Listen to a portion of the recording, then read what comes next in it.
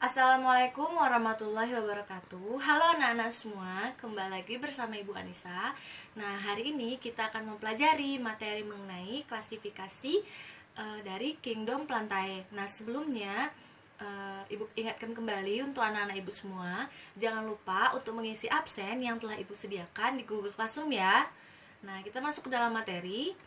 Nah, jadi tujuan pembelajaran kita pada hari ini yaitu yang pertama, dapat mengetahui pengertian dari Kingdom Plantae. Yang kedua, dapat mengetahui klasifikasi Kingdom Plantae beserta ciri-cirinya. Nah, jadi plantae itu juga disebut dunia tumbuhan. Tumbuhan memiliki ciri-ciri antara lain memiliki membran inti atau eukariotik, bersel banyak atau multiseluler, berklorofil, serta memiliki dinding sel yang terbuat dari selulosa sehingga bersifat kaku dan kuat. Nah, Kingdom Plantae merupakan organisme produsen karena mampu menyediakan makanan di alam. Kingdom Plantae terdiri atas Bryophyta tumbuhan lumut, Pteridophyta tumbuhan paku-pakuan, dan Spermatophyta tumbuhan berbiji. Nah, berdasarkan klasifikasi 5 kingdom, makhluk hidup dibagi ke dalam kelompok Animalia atau hewan, Plantae atau tumbuhan, Fungi atau jamur, Protista, dan Monera. Kelima kingdom diklasifikasi berdasarkan karakteristik yang khas dari setiap organisme-organisme yang menyusunnya. Kingdom Plantae dibagi ke dalam beberapa divisi, yaitu lumut, Bryophyta, paku-pakuan, Pteridophyta, serta tumbuhan berbiji, Spermatophyta. Nah, berdasarkan morfologi atau susunan tubuh, tumbuhan dapat dibedakan lagi atas dua jenis, yaitu yang pertama tumbuhan tidak berpembuluh atau Talophyta yang meliputi lumut, Bryophyta, tumbuhan berpembuluh Tracheophyta meliputi paku-pakuan Pteridophyta, dan tumbuhan berbiji atau Spermatophyta. Nah, di sini ada klasifikasinya. Jadi kerajaan tumbuhan atau Kingdom Plantae itu terbagi menjadi 3, Bryophyta lumut, Pteridophyta paku-pakuan, Spermatophyta tumbuhan berbiji. Nah, pada lumut itu contohnya ada lumut hati, lumut daun, dan lumut tanduk. Pada Pteridophyta atau paku-pakuan itu contohnya Psilophyta paku-pakuan, Lysopdine paku kawat, Equisitine paku ekor kuda, dan Felicine paku sejati. Pada Spermatophyta itu contohnya ada 2, Gymnospermae dan Angiospermae. Nah, di sini ada contohnya itu lumut, paku-pakuan, dan tumbuhan berbiji. Di sini ada mangga dan pohon cemara. Nah, pada tumbuhan lumut atau Bryophyta adalah tumbuhan yang memiliki spora serta berkembang biak dengan cara vegetatif dan generatif. Tumbuhan tersebut memiliki klorofil dan berfotosintesis. Habitatnya berupa tempat yang lembab. Tumbuhan tidak berpembuluh adalah tumbuhan yang tidak memiliki berkas pengangkut. Kelompok tumbuhan ini belum dapat dibedakan antara akarnya, batangnya, dan juga daunnya. Contoh tumbuhan yang termasuk ke dalam kelompok tumbuhan tidak berpembuluh itu adalah lumut. Memiliki struktur yang menyerupai akar disebut rizoid, berspora, dan berklorofil. Tumbuhan berpembuluh adalah tumbuhan yang memiliki berkas pengangkut dan sudah dapat dibedakan antara akar, batang, dan daunnya. Tumbuhan berkormus terdiri atas 2 kelompok, yaitu kelompok Cormophyta berspora dan Cormophyta berbiji. Nah, pada gambar di sini, ujung dari lumut itu disebut dengan kapsul, lalu di bawah ujung itu ada tangkainya dan juga ada daunnya. Lalu ini ada rizoid atau akarnya dan juga ada batang.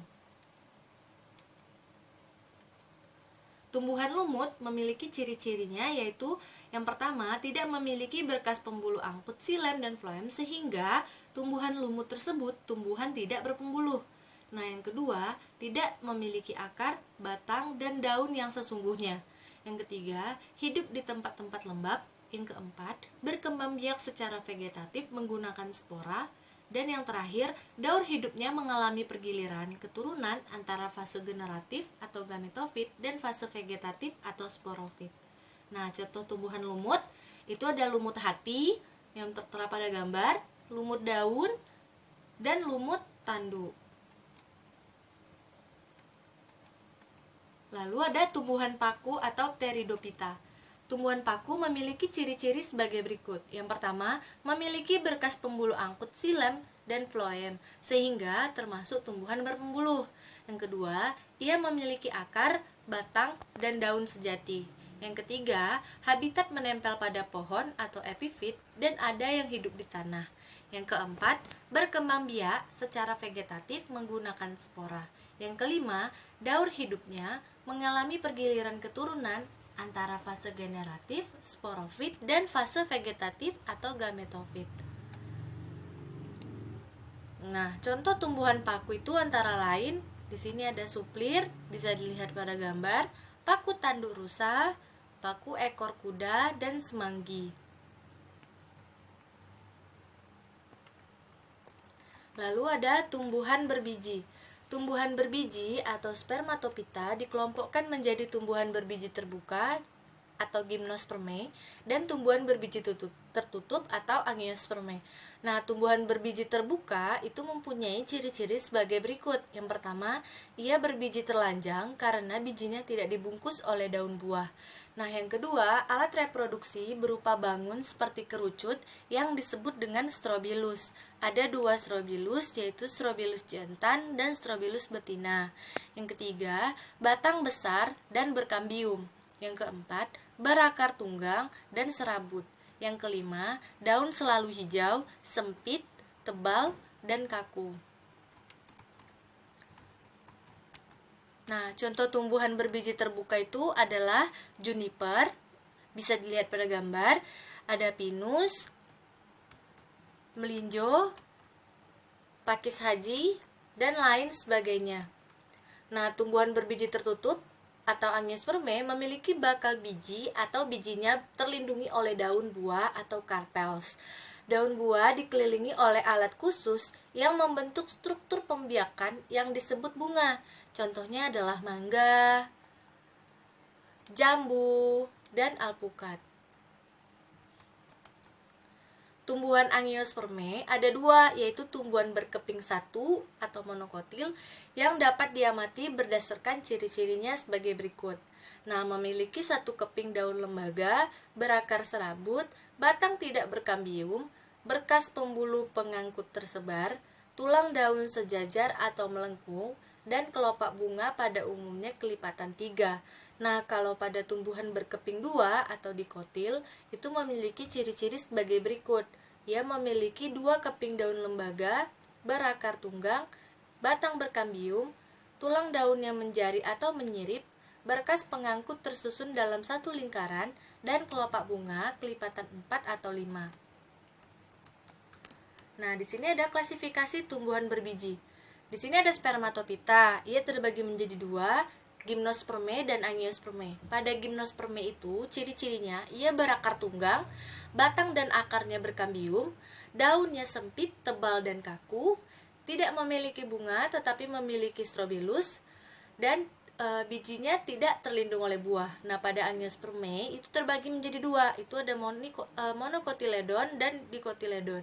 Pada monocotyledon, kotiledonnya berjumlah 2, berakar serabut, batang tidak berkambium sehingga tidak tumbuh membesar, bentuk tulang daun sejajar atau melengkung, dan umumnya jumlah mahkota bunga kelipatan 3. Nah, pada dicotyledon, kotiledonnya berjumlah 2, berakar tunggang, batang berkambium sehingga dapat tumbuh membesar. Nah, bentuk tulang daunnya menyirip atau menjari. Umumnya itu jumlah mahkota bunga kelipatan 2, 4, dan 5.